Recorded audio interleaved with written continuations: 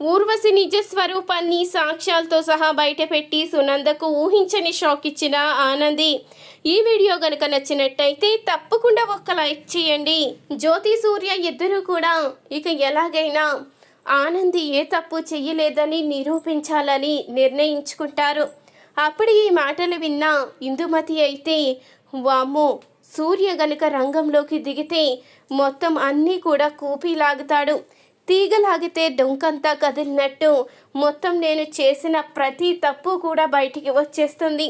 ఇక జీవన విషయం నా విషయం బయటికి వస్తే అంతే సంగతులు.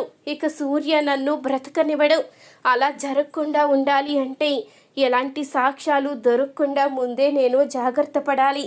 ఇప్పుడు సూర్య ఎంక్వైరీ చెయ్యాలి అని అనుకున్నాడు కాబట్టి ఖచ్చితంగా ఇప్పుడు ఎవరు చెప్పినా కానీ ఆగడు. నేను సాక్ష్యాలు లేకుండా చేసుకోగలిగితేనే నేను సేఫ్గా ఉంటాను అంటూ వెంటనే ఇందుమతి అయితే జీవన్కి ఫోన్ చేస్తుంది. ఏం చేస్తున్నావే అంటూ అనగానే, ఏం చేస్తాను, హాయిగా కూర్చొని సాంగ్స్ వింటున్నాను, ఇప్పుడు నాకు చాలా హ్యాపీగా ఉంది అంటూ జీవన్ అయితే చెప్తూ ఉంటుంది. ఇప్పుడు నేను చెప్పేదింటే హ్యాపీగా ఉండడం కాదు, ఉన్న పలంగా పరిగెట్టుకు నా దగ్గరికి వస్తావు అంటూ అనగానే, మళ్ళీ ఏమైంది పెద్దమ్మా, ఏదో కొంపలు మునిగిపోయినట్టు మాట్లాడుతున్నావు అంటూ జీవన్ అయితే అడుగుతూ ఉంటుంది.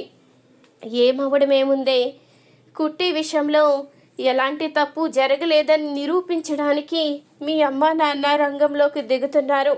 వాళ్ళే గనక అన్ని విషయాలు తెలుసుకోవాలని ముందుకు వచ్చారు అంటే వాళ్ళకున్న పరపతిని ఉపయోగించి ఖచ్చితంగా అన్ని నిజాలు బయటపెట్టి తీరుతారు. అప్పుడు నువ్వు సొంత కూతురువి కాదని అన్ని విషయాలు బయటికి వస్తాయి. అప్పుడు నీకు మళ్ళీ గుడి దగ్గర చెప్పే గతవుతుంది, అది గుర్తుపెట్టుకో అంటూ ఇందుమతి అనగానే, ఏంటి పెద్దమ్మ నువ్వు చెప్పేది, వాళ్ళు ఎంక్వైరీ చేస్తారా, కుట్టి తప్పు చేయలేదని నిరూపిస్తారా, వాళ్ళు నిరూపిస్తే నా పరిస్థితి ఏమైపోతుంది, నువ్వు ఏదోటి సలహా ఇవ్వు అంటూ అనగానే, నేనేమిస్తానే, నువ్వేగా చెప్పావు నావన్నీ చెత్త సలహాలు ఎందుకు పనికిరావు అని, నువ్వే ఏదోటి ఆలోచించుకుంటావులేని ఈ విషయం చెప్పడానికి ఫోన్ చేశాను. ఏం చేస్తావో నాకు తెలీదు. మీడియా వాళ్ళకి ఫోన్ చేసింది నువ్వని కానీ, నువ్వు వీళ్ళ కన్న కూతురు కాదని కానీ ఏ విషయాలు బయటికి రావడానికి వీల్లేదు. తర్వాత నీ ఇష్టం అంటూ ఇందుమతి అయితే చెప్పి ఫోన్ పెట్టేస్తుంది. అప్పుడే జీవన్ అయితే ఆలోచిస్తూ ఉంటుంది. నేను ఇలా చూస్తూ ఊరుకుంటే నా మనుగడకే ముప్పు వస్తుంది. ఆనంది ఈ ఇంటికి రాకూడదు అనుకుంటే ఖచ్చితంగా ఆదిత్యకి ఆనందికి విడాకులు అవ్వాలి. ఒకవేళ అది కుదరకపోతే ఆదిత్యకి ఊర్వశికి పెళ్లి జరగాలి. వాళ్ళిద్దరికీ పెళ్లి జరిగితే ఇక ఆనంది తప్పు చెయ్యలేదని నిరూపించడానికి మా అమ్మ నాన్న ముందుకు రారు కదా. ఇక ముందుకు వచ్చిన ఏం లాభం ఉంటుంది పెళ్ళైన తర్వాత, ఇక మీరేమీ నిరూపించవలసిన అవసరం లేదు అంటూ ఆనందియే అడ్డుకుంటుంది. ఇప్పుడు నేను ఆ విషయంగా ముందుకు రావాలి అంటూ జీవన్ అయితే ఆలోచిస్తూ ఉంటుంది. అప్పుడు ఇక ఊర్వశికి అయితే ఫోన్ చేసి, నువ్వు వీలైనంత తొందరగా మా బావగారికి దగ్గర అవ్వకపోతే తర్వాత ఇక నువ్వు ఇంటి కోడలు అయ్యే అవకాశమే లేదు. ఎందుకంటే ఆనంది ఎలాంటి పొరపాటు చెయ్యలేదు అని నిరూపించడానికి మా అమ్మ నాన్న రంగంలోకి దిగుతున్నారు. వాళ్ళ గనక ఎంక్వైరీ చేయడం మొదలుపెట్టారు అంటే ఖచ్చితంగా అన్ని విషయాలు బయటికి వస్తాయి. అప్పుడు ఆనంది ఏ తప్పు చెయ్యలేదని అందరికీ తెలిసిపోతుంది. ఇక ఆనందికి హారతిచ్చి మరే అత్తగారు లోపలికి తీసుకువస్తుంది. ఎందుకంటే ఇప్పుడు ఆవిడ పరువు పోవడానికి కారణం ఆనంది అని బయటికి గెంటేసింది తప్ప ఒకప్పుడు ఇంటి పెత్తనం మొత్తం పెద్ద కోడలకే అప్పగించింది. పెద్ద కోడలంటే ఆవిడికి అంత ప్రాణం. నీకు ఎందుకు చెప్తున్నానో ఒక్కసారి ఆలోచించుకో. అవసరమైతే నిన్ను మెడపట్టుకు బయటికి గెంటేయడానికి కూడా వెనకాడదు మా అత్తగారు. ఒక్కసారి ఆలోచించుకొని నీ జీవితం బాగుండాలి అంటే నేను చెప్పింది చెప్పినట్టు చెయ్యి అంటూ ఇక జీవన్ అయితే చెప్తూ ఉంటుంది. ఏం చెయ్యాలి అంటూ అడుగుతూ ఉంటుంది. ఊర్వశి అయితే, ఏముంది, మా బావగారికి దగ్గర అవ్వడానికి ఏదో ఒక ప్లాన్ చెయ్యి, ఖచ్చితంగా మీ ఇద్దరి మధ్య సంబంధం ఉందని అందరూ నమ్మేలా చెయ్యి, అప్పుడు ఇక నీకు ఎలాంటి ఇబ్బంది ఉండదు. చచ్చినట్టు నీ మెడలో ఆదిత్య తాళి కట్టి తీరవలసిందే కదా అంటూ జీవనైతే చెప్తూ ఉంటుంది. సరే, నా గురించి ఆలోచిస్తూ ఇంత మంచి సలహా ఇచ్చినందుకు ఎప్పటికీ నీ రుణం తీర్చుకోలేను అంటూ చెప్తూ ఉంటుంది ఊర్వశి. రుణం తీర్చుకోవడాలు పక్కన పెట్టు, ముందు నేను చెప్పినట్టు ఆలోచించు అంటూ ఇక అనగానే ఊర్వశి అయితే ఆలోచిస్తూ ఉంటుంది. ఆదిత్యకి ఎలా దగ్గర అవ్వాలి, నేను నా ఇంటి కోడలుగా ఎట్టి పరిస్థితిలో సరే అడుగు పెట్టి తీరవలసిందే. నేను ఆ ఇంటి కోడలుగా అడుగు పెడితేనే నా జీవితం బాగుంటుంది, లేకపోతే నేను చచ్చినట్టు మళ్ళీ ఈ అప్పులతోనే బ్రతకవలసి వస్తుంది అంటూ ఊర్వశి అయితే అనుకుంటూ ఉంటుంది. మరొక వైపు ఇక సూర్య ఏ తప్పు చెయ్యలేదని నిరూపించడానికి ఆనంది అయితే ఎంక్వైరీ చేయడం అయితే మొదలు పెడుతుంది. ఒకవైపు సూర్య, ఒకవైపు ఆనంది, ఇక ఇద్దరూ కూడా ఎంక్వైరీ చేయడంలో ఇక ఊర్వశి అసలు నిజ స్వరూపం అయితే బయటపడుతుంది. అనుకోకుండా ఇక ఆనందికి ఒక వీడియో అయితే దొరుకుతుంది. ఆ వీడియోలో ఇక ఊర్వశి నిజ స్వరూపం అయితే బయటపడుతుంది. ఇక వెంటనే ఊర్వశిని అయితే అరెస్ట్ చేయిస్తుంది ఆనంది. ఊర్వశిని అరెస్ట్ చేయించింది ఆనంది అని తెలుసుకున్న సునంద అయితే కోపంగా ఆనంది దగ్గరికి అయితే వస్తుంది.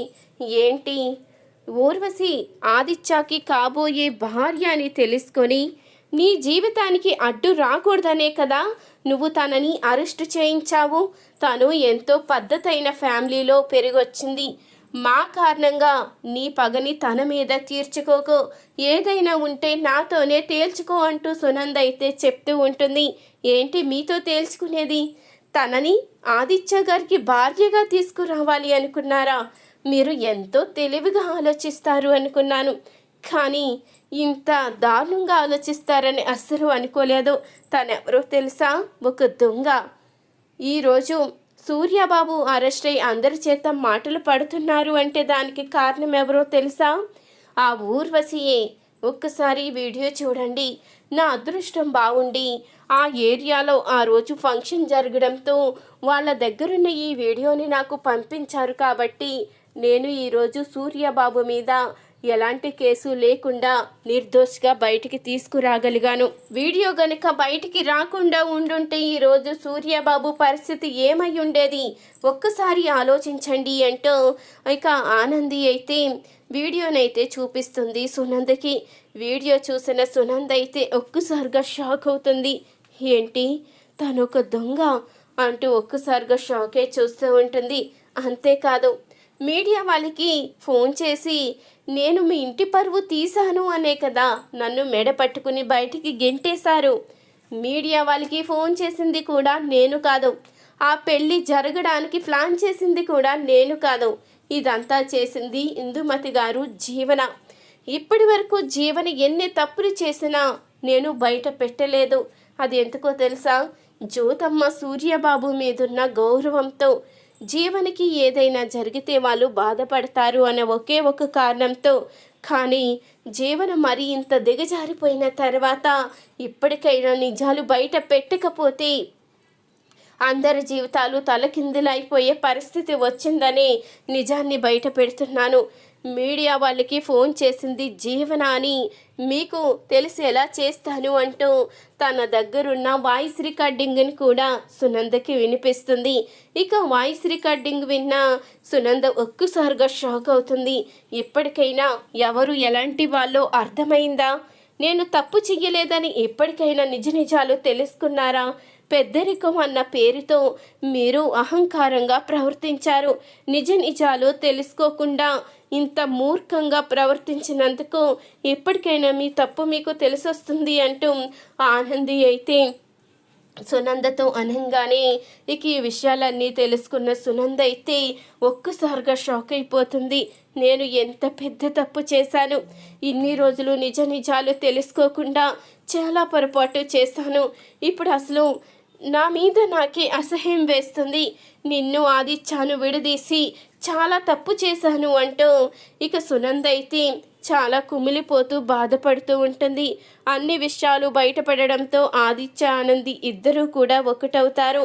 ఈ వీడియో కనుక నచ్చినట్టయితే తప్పకుండా ఒక లైక్ చేయండి.